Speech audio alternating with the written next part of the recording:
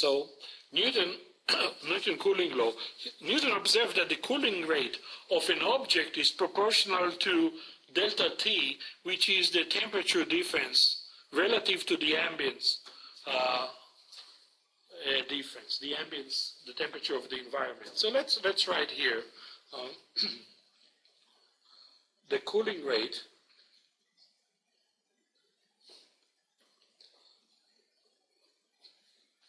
of an object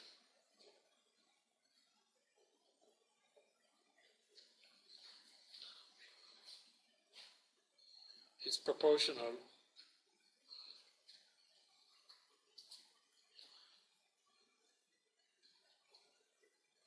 to delta T, which is the temperature difference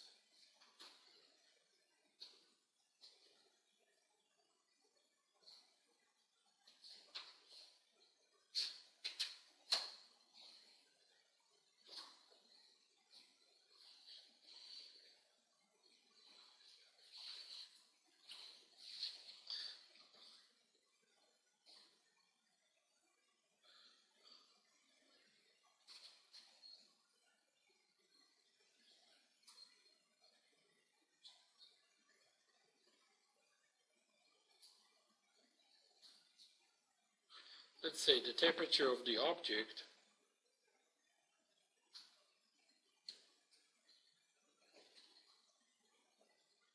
I was trying to find a shorter way to,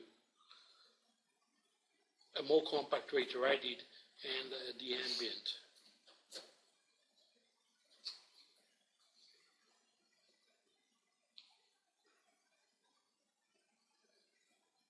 All right, so let's define the following component that will come to, will take a role here. We play a role in deriving this law. T of T, we have a multitude of T's here. T of T will be the temperature of the cooling object.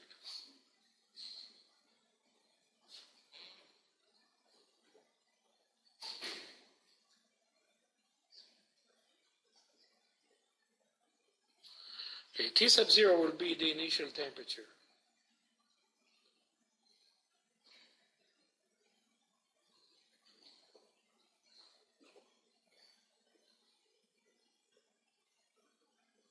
Okay, T sub S will be the environment or the ambient temperature. By that we mean, when I talk about the example, the cooling inside the refrigerator, then T sub S will be the temperature setup of the refrigerator. In the example that I gave you on the board, it's the 35 degrees Fahrenheit. Okay?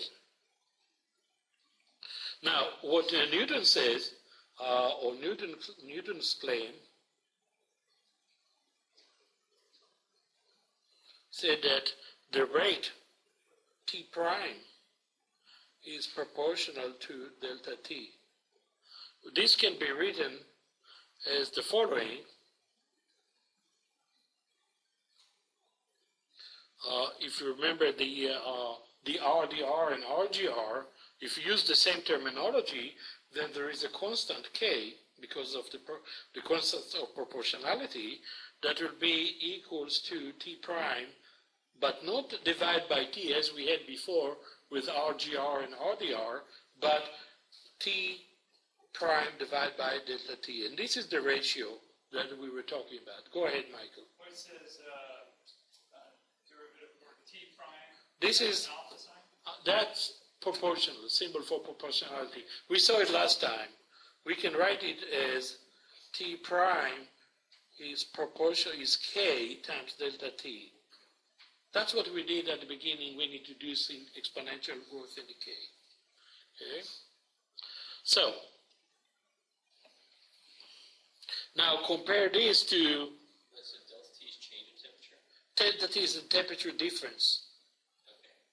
So it's T of one minus T of the other. Right, right. I didn't define delta T, so you're right. I should have said so.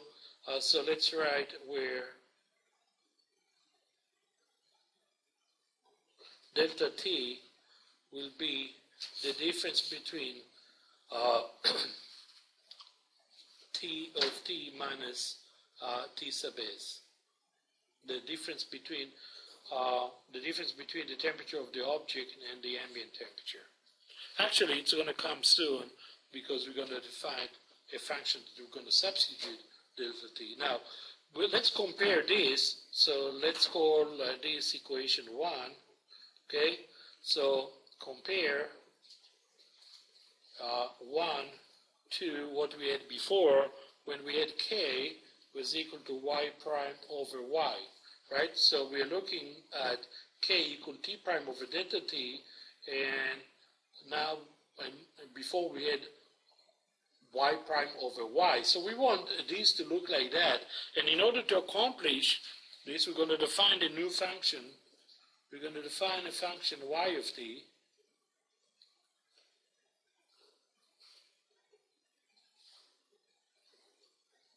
And we're going to say that y of t will be the difference. Y of t will be T of T minus T sub S, or delta T. Okay, so now we have what we had before.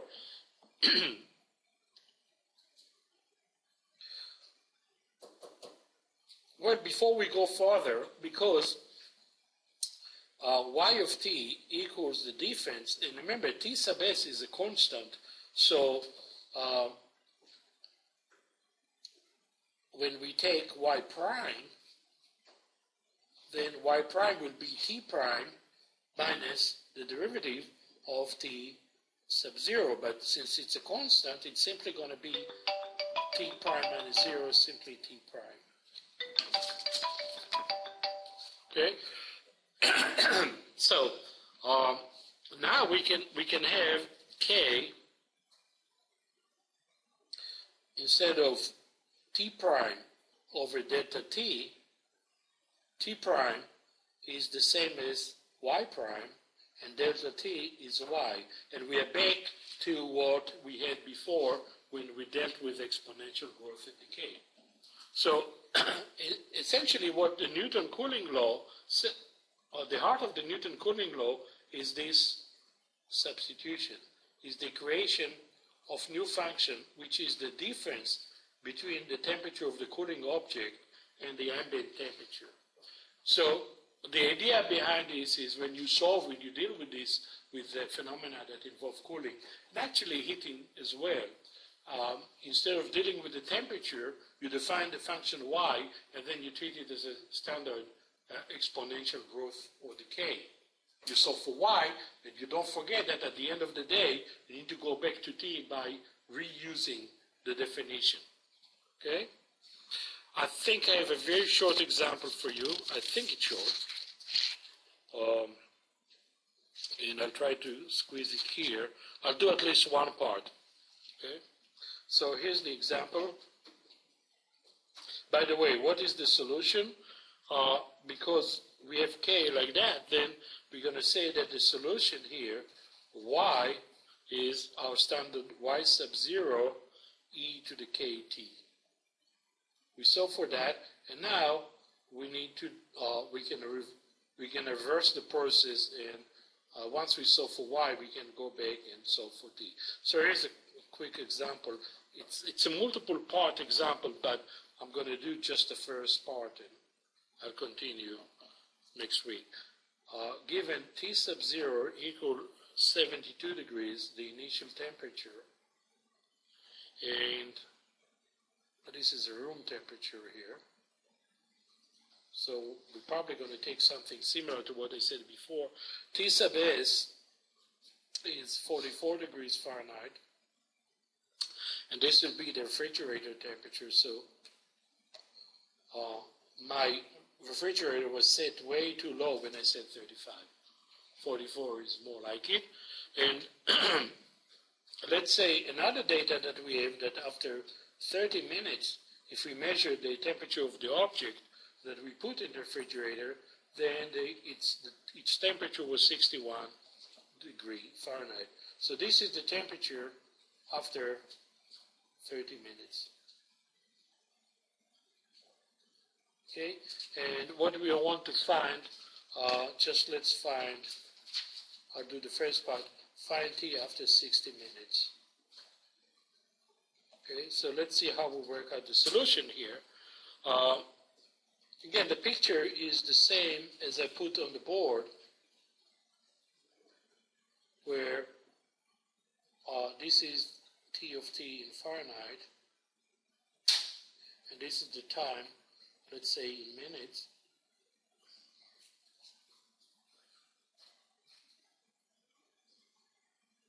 So we start with 72 degrees, and we know that we'll go down low to 44 degrees, and this will be the final temperature of the object. So we start with room temperature here, and the temperature we're going to drop like so, and we know that after 30 minutes it will be 61 degrees. So let's put 61 right here. So this is after 30 minutes. Okay? And we want to know what happened after 60 minutes.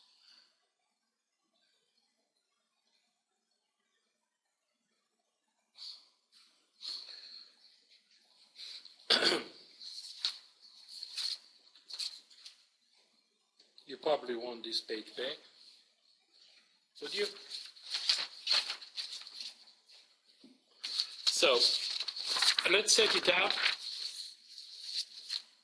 Let's say we know that y equals t minus t sub s, or in our case t minus 44. Right? T sub s is 44, we are given that. And what is y sub 0? Well, y sub 0 will be t minus t sub 0, right? I'm sorry, it will be t sub 0 minus t sub s by definition. So it will be 72 minus 44, or 28. So we have y sub 0, and what we know that after 30 minutes, y after 30 minutes will be t after 30 minutes minus t sub s, and t after 30 minutes was 61 degree, t sub s is always 44, and the difference is 17. Okay? So now we make the connection, we say because the model is y equals y sub 0 e to the power of kt, then we let t equal 30 minutes, and we solve. So after 30 minutes, y of 30 minutes is 17. So we have 17 equal y sub 0, which is 28, e to the power of k times 30. Divide by 28 and apply the natural log, as we've done before, and you have the natural log of 17 over 28 equals 30k natural log of E, of course. And K, the cooling rate, K is 1 over 30 times the natural log of 17 over 28. Again, you may calculate the number here, but you risk, because 17 over 28, or the natural log of 17 over 28 is a rational number, you introduce rounding error. I prefer not to do so. Just in case you're wondering, this is approximately negative 0.01663 if you want to round it to 5 decimal places. But notice that it's rounded. So now we have the model y of t equals 28 e to the power of this one, 1 over 30 natural log of 17 over 28 t, right? And we want to solve after 60 minutes, t equals 60 minutes.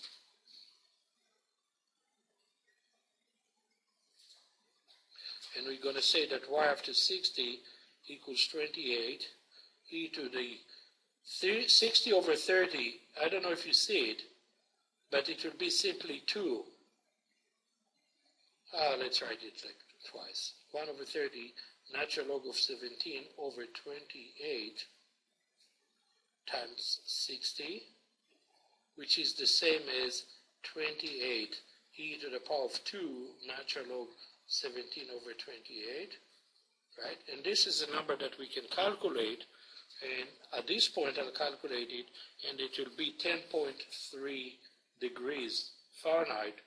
But what is the temperature of the object?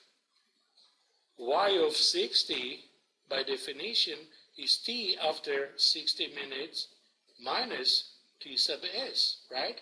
So T after 60 minutes will be Y of 60 plus T sub S, or 10.3 plus 44. So the solution is 54.3 degrees Fahrenheit, which makes sense. We know that the temperature cannot be lower than 44 degrees, right? But it has to be less than 61 degrees because it took 30 minutes.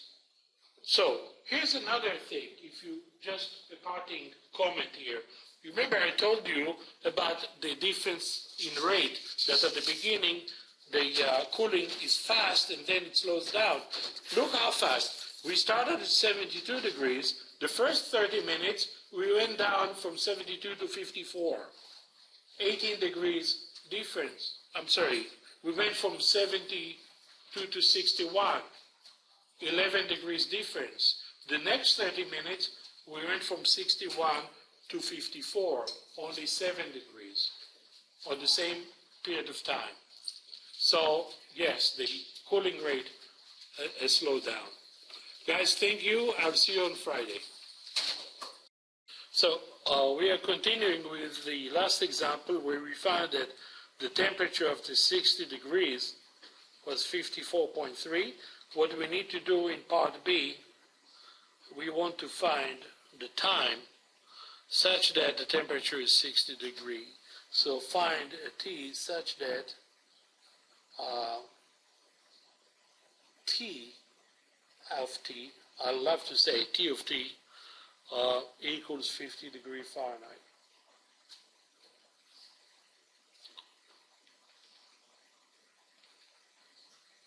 So the solution, remember we already found that K, last time, we found that K equals, previously, we calculated K. Remember, K is the relative decay rate to be 1 over 30, the natural log of 17 over 28.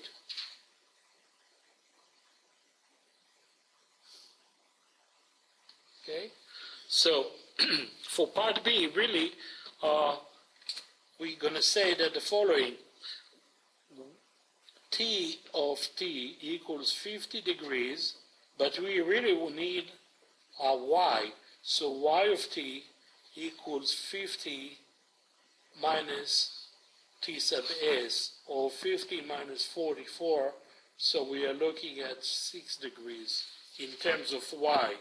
And let's just recall that the initial value, Y sub 0, was equals to T sub 0 minus T of S, and that would be 72 minus 44, hence the 428 that we have in this formula right there in the calculation of K. So we can set 6. So now we put Y at 50 equals Y sub 0. I'm sorry, Y of T, not Y at 50. We'll replace Y of T as 50, and it's equal Y sub 0 e to the power of kt, or 50 equals Y sub 0 is 6 e to the power of k T, and we solve for T. Okay, so on the left side, we have 50 over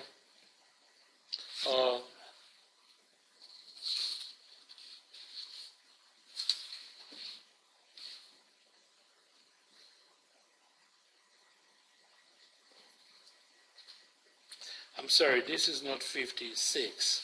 Y is 6, so I need to regain my concentration here. And this is 28. I was mixing values here. Y sub 0 is 28 and Y of t is 6. So let me see if I can let it dry.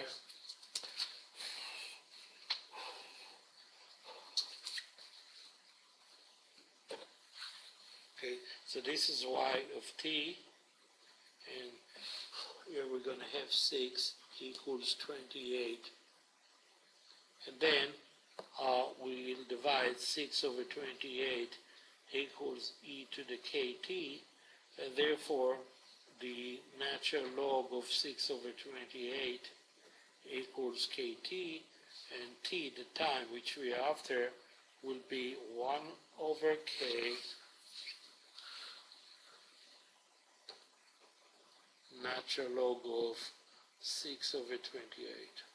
And k, if you recall, is this one. So if you divide, it will be 30 times natural log of 6 over 28 divided by the natural log of 17 over 28. Again, just by looking at k right here. And this way, I did not round a single item. Everything is precisely. But now I need to come up with a value, and the time is 92.6 minutes. If you calculate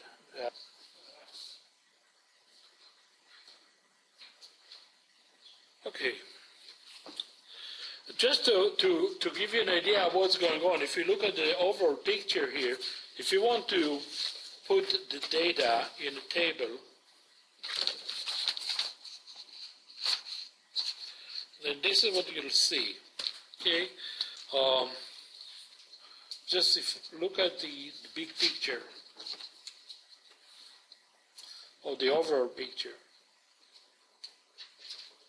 So the overall cooling in this particular exercise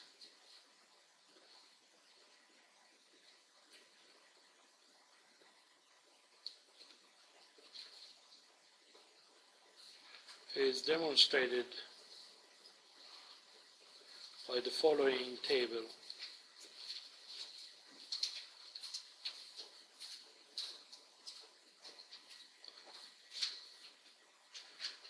Let's see. If we follow the time and the temperature line, we're going to see the following. Let's have the temperature here in degree Fahrenheit, and let's have the time in minutes. And this is what we learn from our calculation and what's given to us.